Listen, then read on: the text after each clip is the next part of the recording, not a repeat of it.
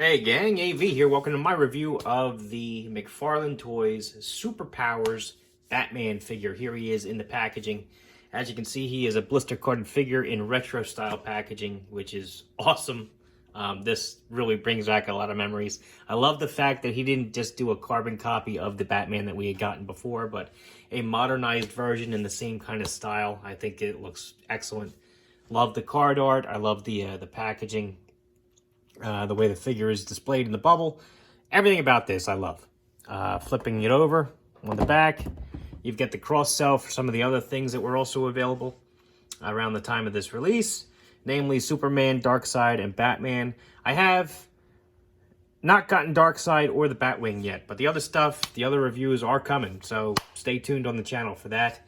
Superman will probably be next. Here's a brief write-up if you'd like to read it. Feel free to pause the video and do so now. And that's all I got to say about the packaging. Let's open him up and see how cool he is.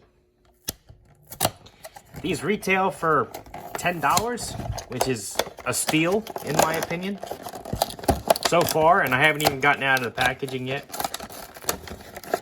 If these live up to expectations, I think that's an excellent price point for these.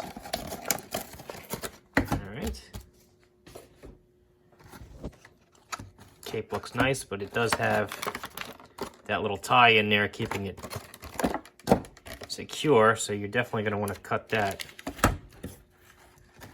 carefully. You don't want to cut the cape.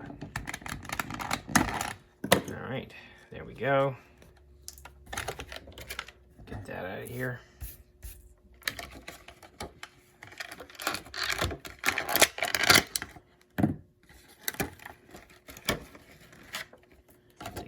There.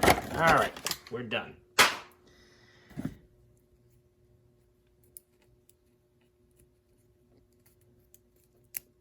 A little stiff, but that's all right. There we go. Cool. Still got bendable knees. Nice. All right. No action feature like the old one had, but that's all right. Let's have a look at the cape itself. It's got the same old clip attachment that we're used to from the Superpowers line. The fabric on the cape is actually pretty nice. Unfortunately, when they put that tab on there, that security tab to keep it in the right spot, it did leave a hole in the cape, which kind of stinks. But, you know, for $10, I'll take it. Okay, put the cape on him.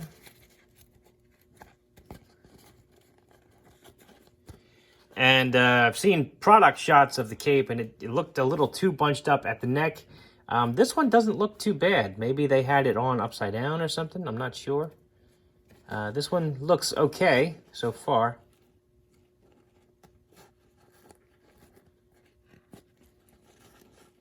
Let me get it on there again. I think it looks decent. You know, it's not sitting flush. Obviously, it does look like he has a collar.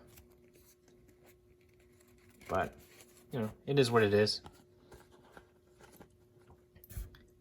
Still pretty cool looking.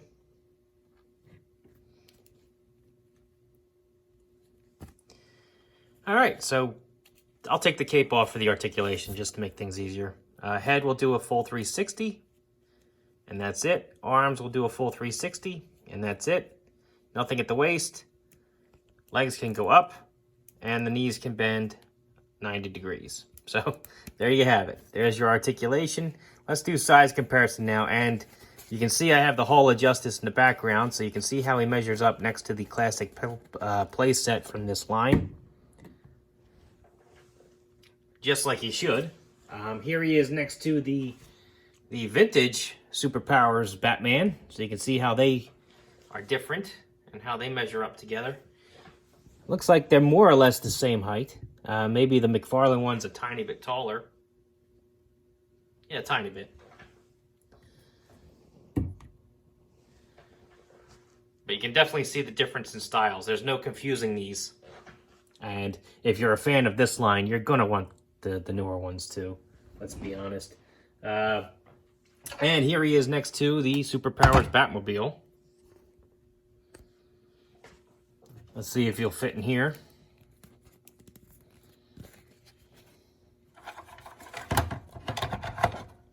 Yep, no problem there. All right, so all in all, very impressed with these figures. I think he looks great. Like I said, he is a little taller than the Superpowers Batman I currently have, but still awesome. And because I do 1/18 scale figures usually on my channel, I'll just throw a couple up here. He is a 5-inch figure. He's not going to scale perfectly with them. But I remember when I was a kid, the Superpowers Batman was along on some of G.I. Joe's missions. And my, my Marvel Superhero Secret Wars figures they interacted with as well. You know, that kind of stuff. So I'll just throw a couple figures up here, so you can get a size comparison idea.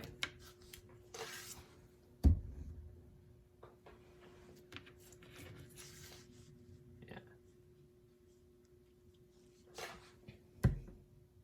Alright, so all in all, I mean, it's a great figure. For $10, you can't go wrong. Really. This is just a great nostalgic figure. If you're an adult collector like me who grew up in the 80s and you had your Superpowers figures and you played with your Batmans and your Supermans and your Plastic Man and all that, you're gonna want these. You're gonna want this line.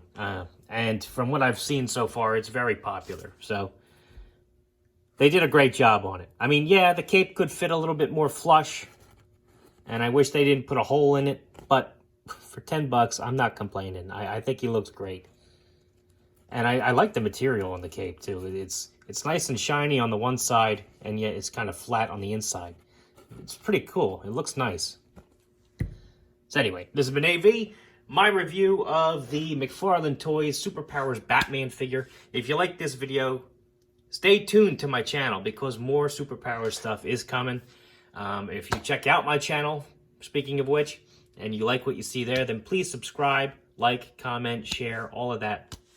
Be sure to check out the video description for a link to the Plastic Underworld website, which is where I get a lot of my army building action figures, as well as links to my eBay store, whatnot, Shortboxed, social media accounts, and all that. So anyway, this has been AV. Thanks for watching, and take care.